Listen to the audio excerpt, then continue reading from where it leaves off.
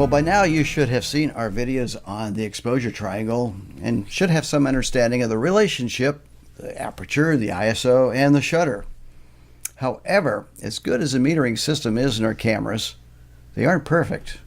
So there are some situations where the camera won't choose the proper exposure, but there is a way that a photographer can easily override the camera's choice. Yeah, that's correct, Jim. A photographer can use exposure compensation to correct the improper exposure that the camera happened to select.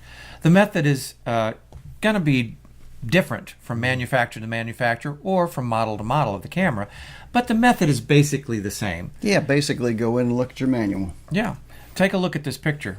So basically the adjustment allows the photographer to increase or decrease the camera's chosen exposure by as much as 3 or 4 stops. And you have to move the dial to the right to increase, and of course you go back to the left to decrease the exposure. Yeah, that's correct. Let's talk a moment about the camera and why possibly it could choose an incorrect exposure, and then how to use exposure compensation to correct that exposure. The camera exposure system is based upon the fact that most of the lighting conditions we encounter will average out to a certain gray level, sometimes referred to as 18% or neutral gray. And that works maybe 95% of the time in the images we encounter. However, imagine we're photographing a snow scene with lots of white snow, and let's just toss in a white rabbit as well. Oh, wonderful. Yeah, well, that scene is not going to average out to neutral gray. So the camera will underexpose that scene. In this example, the photographer would have to use exposure compensation to add 1, maybe 2 or more stops in order to select the correct exposure. If the photographer were using our recommended aperture priority, which we like to use, and chooses 1 stop for the exposure compensation, that means the camera is going to extend the shutter time. Which could be a very good thing. Mm-hmm. Well, let's do another example. Yeah, a dark environment. So let's just say you have a setting with a lot of black or very dark colors. Let's put a black bear on a black sand beach. That's now, a tough one. This could happen. Yep. You know, it's not out of the realm of possibility.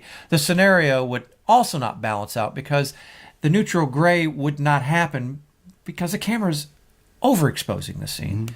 So if the photographer were to use exposure compensation to reduce this problem, it would really be a good thing. You know, if you're using aperture priority, the camera would reduce the shutter speed by 1 stop. And by the way, exposure compensation can be used with aperture priority, shutter priority, and program mode, but you cannot use it with manual or fully automatic mode, at least in most cameras. Yeah, I can think of one more example. Before I get into that, I'd like to add that basically you got a lot of light tones in your scene, you know, the whites, lights, bright lights, that's going to tend to underexpose. And you get a lot of dark areas, that's going to tend to underexpose. So you want to keep that in mind as you're, I'm sorry, I had that dark. wrong. It's going to overexpose. Yes, so dark will overexpose. See, I almost got it wrong too. So we'll say it again. Mm-hmm. A lot of light colors, underexposed. It's going to underexpose. A lot of dark is going to tend to overexpose. Let's try to move that to gray, light to gray. It's trying to move it back to the middle. So keep that in mind, and then you should... Give the other example. Yeah. Well, another example of exposure compensation may be needed when you're considering, let's say, a white feathered bird against a very dark background. This is a very high contrast or even situation. shadowy. Yeah. The camera would likely overexpose the bird because it's trying to expose for those shadows in the background.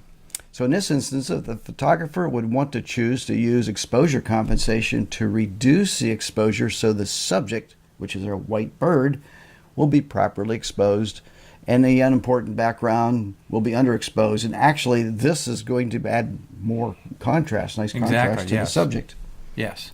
Well, let's take that black bear I talked about earlier, all right, and let's put him in snow. Ooh, that would be another scenario that the camera would have to try to compensate, and it would likely underexpose the bear because of the snow background. Mm-hmm. So the best choice would be to use the compensation to increase the exposure so the bear doesn't appear as a silhouette. Now, the same thinking could apply to a very heavily backlit subject, unless the photographer was going after a silhouette. Yeah. Then you don't have to you worry might want it. the silhouette, but if not... But if you want to be able to see the features on the face, you're going to have to use exposure compensation. Right. Yeah, and I can think of a couple other situations like foggy days, real rainy days. They might require extra stop of exposure compensation. Right. And night scenes would likely reduce the automatic exposure by using exposure compensation because of all that dark lack of light, you're not only going to have to worry about reducing that automatic exposure, you're going to have to worry about trying to eliminate noise, which would happen when the camera tries to overexpose it. It fools the sensor in the camera, or the exposure in the camera. Well, with practice, and as you make mistakes, you'll have soon a pretty good idea of when and how to use exposure compensation. Right. And if you take a test shot, you can look at the image on your camera viewfinder, or your camera viewer, and it will indicate if you need to adjust the exposure using compensation. Also, if you have a mirrorless, you're ahead of the game because you're seeing the actual image live. So before you even capture it, you can see if it's underexposed or overexposed and compensate accordingly. Yeah, what you see is what you get. And you're absolutely correct. However, there is another method to check the exposure, and it's called the histogram. And that will be covered in our next video. Right, that's another story.